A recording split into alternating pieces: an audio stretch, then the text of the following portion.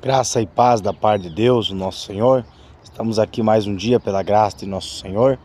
Estarei falando sobre uma escritura, a qual o meu tio, Elcir, me pediu, sobre Mateus 24, a partir do versículo 19.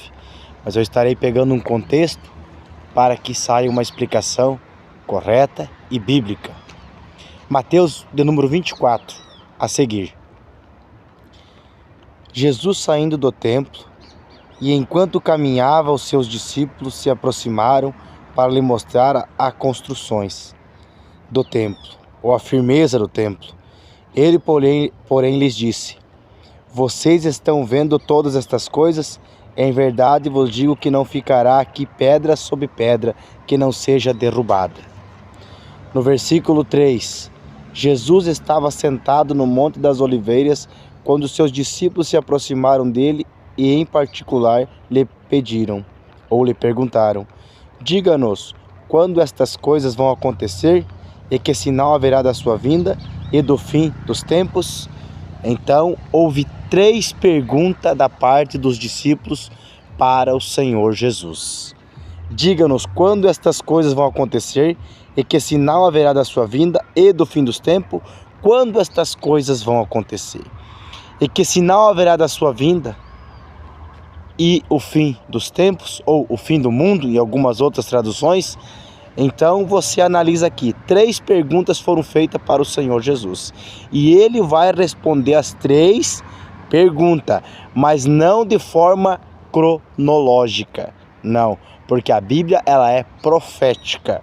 Por exemplo, nós temos profecia de Daniel, qual o sonho de Nabucodonosor, ele deu a interpretação, Daniel capítulo 2, e ainda não se cumpriu essa visão que teve Nabucodonosor, interpretada pelo profeta Daniel. Então a Bíblia ela é profética. Existem coisas do Velho Testamento que já se cumpriu e coisas do Novo que ainda não se cumpriu e se cumprirão. Então, vendo desta maneira que a Bíblia não é cronológica, não é dessa maneira que você tem que ler a Bíblia, porque profecias se cumprem quando Deus quer, porque foi ele que falou e se cumprirá no tempo determinado por Deus, na plenitude dos tempos, que quer dizer o tempo certo. Vejamos então no versículo 4. Tenham cuidado, Jesus respondeu, tenham cuidado para que ninguém os engane, porque muitos virão em meu nome dizendo, eu sou o Cristo, e enganarão a muitos. E vocês ouvirão falar de guerras e rumores de guerras.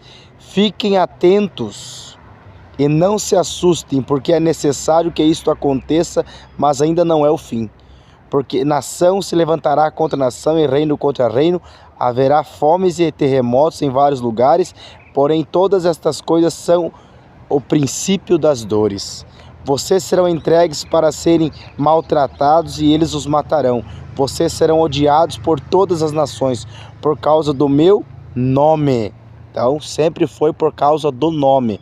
Aí, só abrindo um parênteses aqui, nunca foi por causa de uma trindade que foi perseguido o povo de Deus, mas por causa do nome de Jesus Cristo.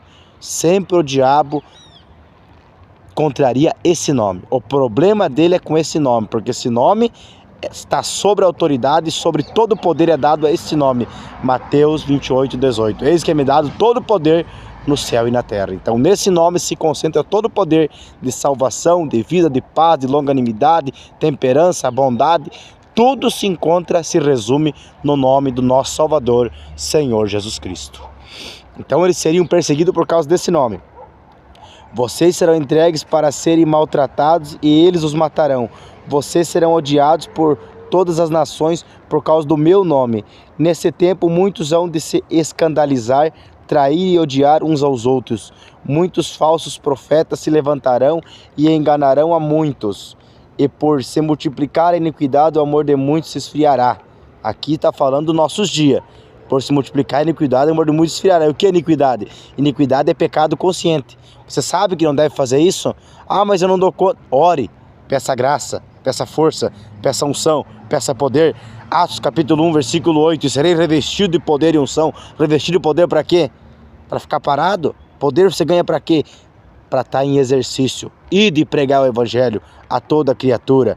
Quem crê e for batizado será salvo, mas quem não crê será condenado. Marcos 15 e 16.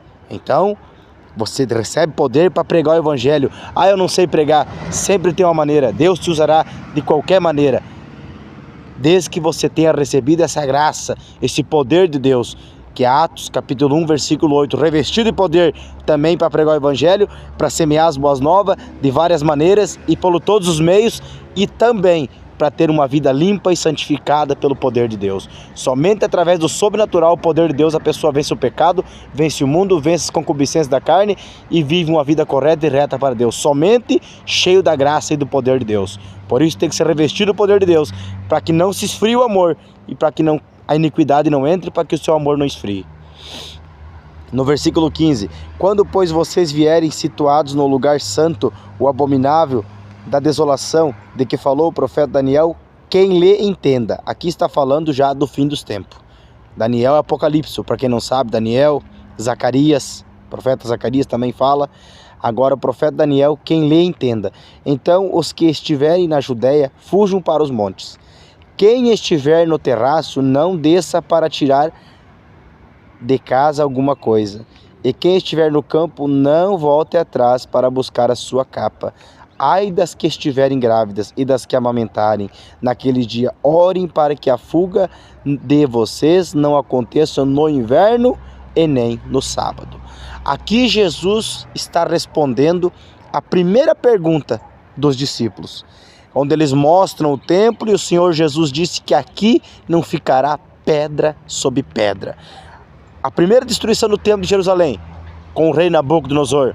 A segunda destruição do templo, aqui essa profecia já se cumpriu, que foi no ano 70 depois de Cristo, os romanos na liderança de Tito. Você pode pesquisar e ver na história isso. Então foi destruída a cidade e não ficou pedra sobre pedra porque atacaram fogo no templo. Então o templo foi destruído. Então isso já se cumpriu. A questão de orai para que vossa fuga não aconteça no sábado, é porque o judeu guarda o sábado até hoje. Então eles estariam tudo ali parados, sem fazer nada, porque não fazem nada no sábado, todos juntos. Então seria complicada a coisa para eles mais ainda. Então não ore para que não aconteça no sábado e nem no inverno. Por que no inverno? Sabemos que o inverno em Israel, ele vem de novembro a março. Então, e sabemos que isso ocorreu em agosto. Isso está na história, mostrando que em agosto aconteceu a destruição do templo de Jerusalém. Então, creio que eles oraram, porque no inverno não foi. Agora no sábado, não sei dizer sobre isso, mas era para orar para que não aconteça no sábado, que estariam todos juntos, porque eles foram sitiados por Tito. Claro, por causa de problema político, problema de imposto, e a resistência judaica já não queria mais pagar imposto para Roma. Naquela época, Roma, para quem não sabe, dominava o mundo e dominava sobre Jerusalém. Eles estavam desconfortados com aquela situação. Então, ai das que amamentarem. Por que amamentarem? Imagina uma guerra, uma fuga com alguém que amamenta, com alguém que está grávida, as crianças, como que fica? O inverno. Por que inverno? Porque em Israel faz 5 graus a temperatura no inverno, quando chega a mínima. Mas sabemos que, nós aqui do sul sabemos também que em Chapecó, nossa cidade, às vezes faz 5 graus, às vezes 4. Eu que sou morador daqui já vi chegar a menos 5 graus em Chapecó. Então o inverno oscila muito e seria muito frio. Imagine você ter que fugir no frio, tá correndo com criança grávida, amamentando. Então isso já se cumpriu. Isso foi no ano 70. Então, que Deus abençoe sua vida em nome de Jesus Cristo. Isso já aconteceu no ano 70, que foi a destruição do templo, que Jesus falou que não ia ficar pedra sobre pedra. Eles mostrando a grande estrutura do templo, e Jesus falou que isso já aconteceu. Então, que Deus abençoe sua vida em nome do Senhor Jesus Cristo. Então, por isso era para eles orar, para que a fuga não acontecesse no sábado, que não fosse no inverno. Ai das que amamentam, ai das grávidas. Então, porque é mais difícil para elas. Por isso disse o Senhor, haverá tão grande dor naquele dia, tão sofrimento como nunca se houve. Então, isso já aconteceu.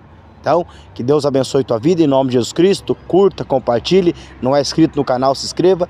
E que Deus te abençoe tua vida em nome do Senhor Jesus Cristo. Um shalom e um Deus abençoe.